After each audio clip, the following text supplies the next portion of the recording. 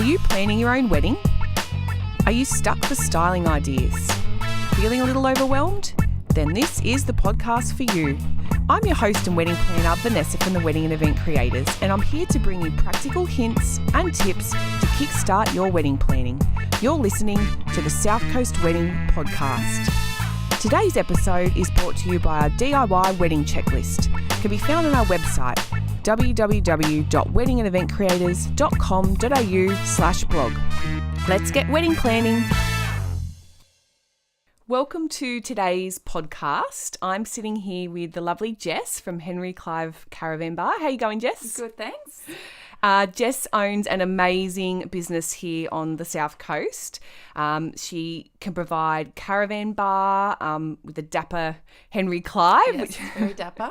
And also does mobile bar options, so she can bring along bar staff and set up at your reception venue. So they're basically a one-stop bar shop, we like to call them. So I'll let Jess give us a bit of an intro and tell us what your business is and what it does. Sure, thanks, Ness. So Henry Clive Caravan Bar, as you said, he's a dapper gent. We can basically take him anywhere, and we bring with us ice, glassware, bar staff, everything you need to run a bar, we will bring with us on the day. So it takes the stress out of it for you. All the client does need to do is purchase the alcohol and make sure it's pre-chilled before we arrive. We also have other bar options that we've got a white timber bar, and we're in the process of building another bar as well that can be indoors and outdoors. There's plenty of options, and yeah. And everyone dresses very, very smart, which is what I love about your team. Yes. They're all very on brand. It sort of sets a really lovely tone for the wedding. So I think that's a really nice touch you do as well. Yeah, we like to look the part, especially because Henry Clive is such a dapper gent. We want to do him justice. So we'll jump right into it. I've got lots of different questions for you today, and a lot of these are things that my current clients, my wedding planning clients, have asked me in the past. So you're the best person to ask. So we'll jump into it. So first of all, I'm a massive fan of cocktails, and I mean, who isn't? So I wanted to know, what would be the most popular two cocktails that you guys have at the moment that are real crowd pleasers that you love to make? Sure. Number one, I would definitely say the espresso martini. It's definitely on trend. It has been for a while, and I don't think it's going anywhere. Mainly because it just tastes so good, and it's a nice way also for guests to either get the party started with a round of espressos, or also after dinner. It really complements the desserts. So bringing out a round then, and it just gets the party started. But it's really easy to make. It's simple. It tastes good. And it can really add an extra flair, I guess, to your day. The other one I would say at the moment it's really popular, which you would have seen a lot, I think, Ness, is the Aperol Spritz. Really popular summer drink, and again, it's really quite cost effective and simple to make, the Aperol. It's got the Aperol, Prosecco, soda water, really easy to make, really easy to build, looks great and tastes great. So they're our number two that we see. For the men, a lot of brides like to do a signature bride and a signature groom drink. Yep. And we see a lot of the men choose a whiskey sour. Okay. What's in those? Whiskey sour is mainly just lemon juice, whiskey, and a little bit of egg yolk to make a nice frothy head on it, and some simple syrup. Okay. So it's nice. Really tasty. And I think that you could do the espresso martini at the end of the evening, like you said, sort of serve it with cake or something around that time. Yeah. And then the Aperol Spritz is a really nice, fresh drink to sort of start off with everything. I love that. Yeah. I mean, if you bring the hard liquor espresso out straight away, it could go pear-shaped. Yes, so a bit messy. Yeah. So the lighter good Aperol wedding, though, who knows? Yeah, yes, it's a lighter option. Yes, good plan. Now, I love that. And I'm always banging on about this. I'm a huge fan of that pre-dinner drink canapé hour. I think that really is a beautiful start to any wedding. People have the antipasto. They're just getting into sort of the groove. Now, I've seen people do, and we've had customers do drink dispensers or punches, something around that cocktail hour. Is there any examples of what you think people could do for that. So we're talking about the drink dispensers that people can pre-pour into their own glass and have on the bar. Do you do that sort of thing? Yeah, certainly. We haven't done many, but not because we don't do them. It's just because we haven't been asked to. But I love the idea of them because they're really simple. They're low maintenance, so you basically build them, they're there and people can help themselves. They're quite cost effective as well, and they look and taste really good. So yeah, I definitely think they're great. I love the Pims and lemonade. We have done that a couple of times. You can add a bit of ginger ale as well, and add any type of fruit you like to spice it up a bit. Mojitos. I mean, a lot of your traditional cocktails, there's a lot of variations of them. So you can do a blueberry mojito, a strawberry mojito, sangria, or you could do a sangria rosé and peach. There's so many options out there. So just Google it and find out which taste you like the best and go for it. Get creative. Yeah, love that. That's right. Often couples have their pre-dinner drinks and reception in separate locations on the same property. So from a logistical point of view, I guess that means you've got to have two separate bar locations. What does that mean when people are looking to either hire things or having additional bar staff? What are your thoughts on that? Yeah, we've done quite a few weddings where we've set up sort of a ceremony drink station or bar, and then moved sort of into the barn area or the marquee for the later reception. In that regards, you definitely need to make sure that you've got beer and wine on ice in one and also in the other, because you don't want to be, lugging beer and ice through your guests awkwardly. Yeah, really awkwardly. That's right. And, you've got to take in consideration whilst there, you are moving into that bar, you're going to need more bar staff to help you to do that. Okay. Yeah. So when you're in that reception space, I mean, generally you can probably repurpose a lot of the drink tubs and the alcohol and things themselves. Yes. So mainly you just want to have one table set up ready to go, maybe your drink tubs ready to go. Yep. And then you'd probably be able to send across like a bar staff 10 minutes before guests move over just to get it happening. And then when it dies down a bit, you could pack down the other bar and reuse that. That's right. Okay. Yeah, that's right. And making sure, obviously, you've got enough glassware to go as service both spaces. Okay. That's correct. Yeah, that makes sense. So now I want to have a little chat about table service. So to lay it out, I guess, in terms of drink service, you've got the main bar that people go to during the reception. And then for a sit-down reception, you have the tables that the guests sit at. So on those tables, you've got things like glassware, carafes of water, bottles of the wine in coolers. So I've seen couples sort of skimp or think that they maybe don't require having some staff do the table service. But I always find it's a really awkward sort of thing in that there's tons of glasses starting to build up on the tables. They're not being collected. People are always sort of looking over their shoulder fishing for a drink. And they feel rude. Do I get up? Do I go to the bar and get a drink? Or am I supposed to sit here? Or what? Yeah, they're kind of They don't know the protocol. Yes. Yeah.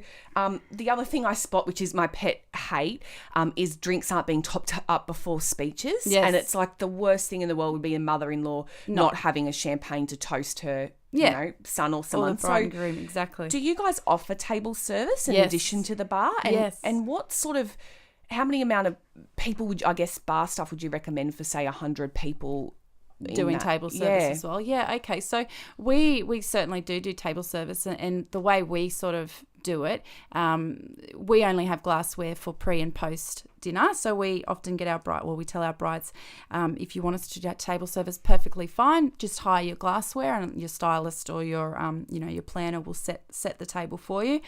And then for a guest list of 100, I would say anywhere between 3 and 4. You're going to have 2 people designated to topping up drinks and making sure everybody's got a beer in their hand, that sort of thing, and another person, running glassware and taking bottles off the tables and washing. I like to call them. Exactly, they're invaluable, aren't they? They so are. Yeah. And making sure there's enough, the eskies are stocked up and that sort of thing. So definitely don't skimp out and think 1 to 2 is going to be enough. I would say anywhere between 3 and 4 would be a good There's number. actually quite a few jobs really, just in terms of, emptying bins and picking up Yes. the beer and then replenishing all the tubs with ice and, That's right. And packing down. things you don't It's pretty full on. Exactly. And especially when you get to your larger weddings, you're 150 plus. Emptying bins can be a job in itself all night, especially if there's the skip bins, 50 metres away or something, or stocking up your eskies and your cool rooms 100 metres or 50 metres away again. So trolley it's a lot of everything in and out. Yeah, so you really need to look at your facilities as well, because if there aren't great facilities, you're going to need perhaps more staff. Extra people. Yeah, that's right. That is a really good point. So when it comes to choosing the types of alcohol for a wedding, how many alcohol choices, beer or wine, what do you recommend people should I think this one it's less is more here. I think if you give people too many choices, it becomes quite confusing for the guests. They don't know where to start, and for you as well, it can be stressful. So if you've got, say, 5 beer options and you're thinking, okay, well, I'm going to get heaps of this beer and not much of this beer, and then come the day you find the guests are drinking more of the other beer and not much of that one, and they're having to jump ship and change drink halfway through the night. And many men and me, I don't like to start on a wine and then have to change. Yes. So I think if you keep it really simple, 3 beer options, 2 to 3 beer options would be plenty. I would say, 1 mid-strength even. There's a lot of men out there that drink mid-strength now. And then, 2 full-strength or 1 full-strength. You might like to have a premium beer, actually 50 lashes. Pale ales becoming really the pale ales are becoming really popular, and the craft beers. So I think if you stick to 3, then you should be out of trouble there. Okay. And so for wine, would you think just 1 white wine is sufficient along with a champagne or a prosecco? Yeah. Oh, listen, I would probably go 2. Give them that option. Your most popular white wines are your Sauvignon Blancs, your Pinot Grigio, your Chardonnays, and your Riesling. But I wouldn't go all of them. I think if you don't really have a preference yourself and you're not really sure what they're going to drink, I think I would choose, and what's the most popular we've seen is Pinot Grigio and Sauvignon Blanc are really quite popular. I'd have to agree with that. Yeah. And your red wines, I would say 2 again, 1 or 2 reds. Shiraz and Pinot Noir are the 2 that we see the most. You've got your Merlots and your Cab Merlots, Cab Sauves and your blends, but definitely if you don't really know wine very well and you don't have a preference, those are the 2 I'd be choosing, Shiraz and Pinot. And what sort of ballpark do you think people should spend on a bottle? I know it's a bit of a loaded question, but spend on a bottle of wine. Yeah, it can become, you don't want to seem too cheap and you don't want to spend too much money, but again it depends on your budget. But I think if you got if you spent anywhere between $10 to $20 on a bottle of wine, you're going to get a nice choice. And so when it comes time for people to actually buy their alcohol, are there any places that you recommend that you can maybe get good bulk deals or can sort of accommodate for larger functions? Yeah, so we often tell our brides to ask their supplier first whether they will buy back alcohol, because then you can feel relaxed about spending a bit more, because if it doesn't get used, I can always send it back. Bombardieri Supercellars, I know he's offers that service, and he offers a really good range of alcohol as well. So him, also some of your bigger chains. Suppliers, your big chains like Dan Murphy's, and you can get really good deals with Dan Murphy's as well. But we always just say, before you buy, if you are thinking about taking back, just be sure that they're going to actually give you a refund there. Yeah. But again, you might find that your parents are a part of some wine clubs, and they might get some really good deals throughout the year, and you could just start slowly building it up. Them. Start stockpiling throughout the year. Yeah, exactly. You might get some really good quality wines within your budget if you sort of look in advance to do that sort of thing. Think ahead, and that's right. And so this is the $1 million question that I get asked all the time in the early planning stages. How much alcohol should I buy? Yes. So any tips on this? Any calculators? Have you got any idea? Listen, we don't give exact amounts because we don't know your guest list. You know them better than any. But we give a guideline. So if you are, your guest list is sort of moderate drinkers, then we say they're probably going to drink 2 drinks in the first hour, 1 drink every hour after that. If they're more heavy drinkers, I would say 4 drinks in the first hour, 1 drink every hour after that. So say you had a wedding party of 100, and you would say, okay, we'll split that. There's 50 women. You would assume they're going to drink wine. Obviously, some women drink beer, some men drink wine, but you would assume that, out of 150 are going to be wine drinkers. General stereotype. Yeah, general, exactly. It's pretty on par most of the time, really. Yeah, definitely. So then say it's a 5-hour bar service, so 2 drinks in the first hour, 1 drink every hour after that. That means they're going to have, if they're moderate drinkers, 6 drinks. Times that by how many drinking wine, which would be 50. That gives you 300. Stay with me here. My maths isn't that great. Get your pens out. What we might actually do after the podcast is I'm going to take your tips that you're mentioning right now with the quantities, and I'm going to pop that up on our blog, because I think that would be really great for people to just refresh their memory when we're ready at that point. But that's right. Okay. Let's do that. All right. So what was the end point of that? So the end point is, so basically, you would times that the 50 times 6, which is how much glasses each person's going to have, and that gives you 300. Most bottles of wine and bottles of champagne you'll find have about 6 glasses in them each. Yep. So we divide that number by 6. Again, that gives you 50 bottles of wine. Okay. So then, it's actually summarises quite easily. It's quite easily. Just maths, which I'm not my forte. No, neither. I've got it. Not my forte. But that's good. And I completely agree with your point before about the buyback being such a great idea. A lot of properties we work out of rural, you can't at 10:30 at night duck round to a bottle shop. Everything shuts at 5:30 p.m. Yeah. In small towns. And so it's like you'd rather have a bit more and then go, well, whatever, we can use that at Christmas time. We can use it at our brunch the next day. That's the thing. I mean, it's not going to go to waste, is it? You're going to have it. And it's a nice thing. If you do have some leftover alcohol, there's your wine. You started your wine cellar already as, a married couple. So and your planner always likes Shiraz. Just a little note for anyone listening out there if there's leftover booze. So spirits at weddings. That leads me to this little comment and question. So what are your thoughts on spirits at weddings? Yeah, we've done quite a few weddings that have offered spirits. A lot of the times they offer it at a certain time of night, so maybe 7:30 onwards after the speeches are done and after all the formalities are done.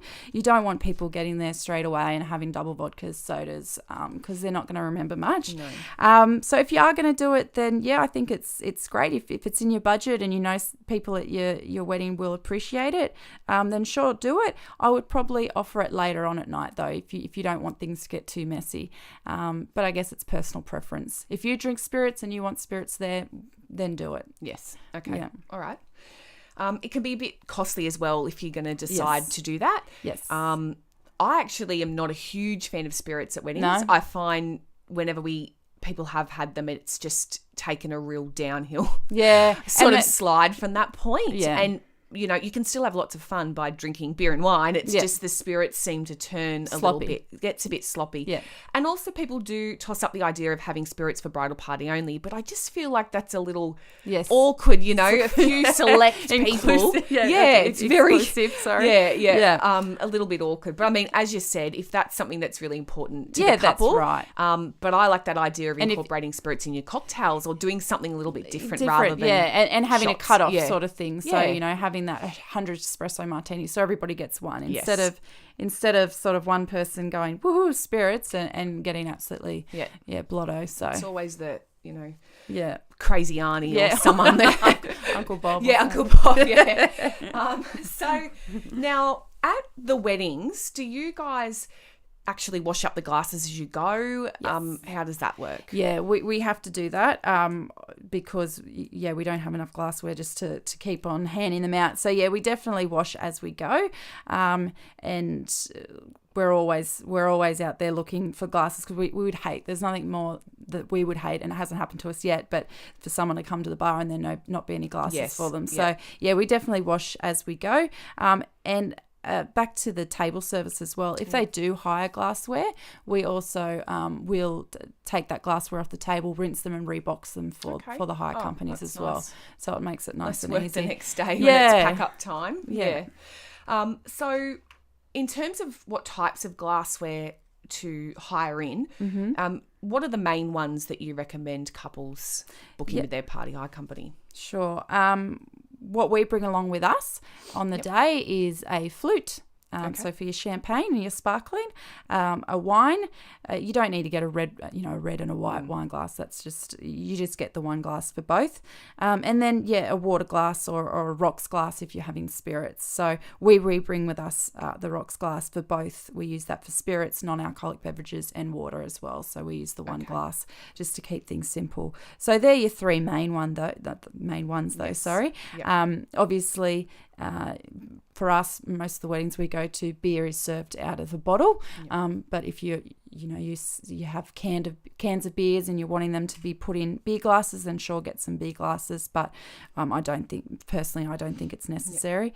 So they're the three that we would say to get.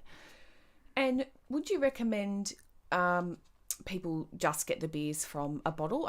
Just on another thought was, we had quite a few last season that actually hired in kegs and had their beer from the kegs. And we set up a separate station that had all the glassware on there. I guess people like it for a novelty, but it's also like a lot more work. And keeping it cool, it's quite logistical. What are your thoughts on that? Yeah, I mean, a lot of the mobile bar companies out there are geared towards that, so they offer that, so they're prepared for that, which is good. It's not something we offer personally, so if they were to bring in that, then they think, is it okay if we'll hire the glassware? That's fine, but then you have to consider that we're probably going to have to get another staff member, because all those glasses have to be washed. We're going to have somebody at the keg pouring the keg. So there's all those factors. So I think it's really important to think about that and the cost it might add as well. Okay. All right. And just in terms of other things to hire for a bar, because as we said, a lot of our clients are having off-site sort of weddings, so you do need to bring everything in. There's nothing there already. So what other things do people need to consider when hiring items for their bar? Well, I mean, I think the first thing you've got to think of is it's not just get a couple of bar staff, eskies, grog, and you're good to go.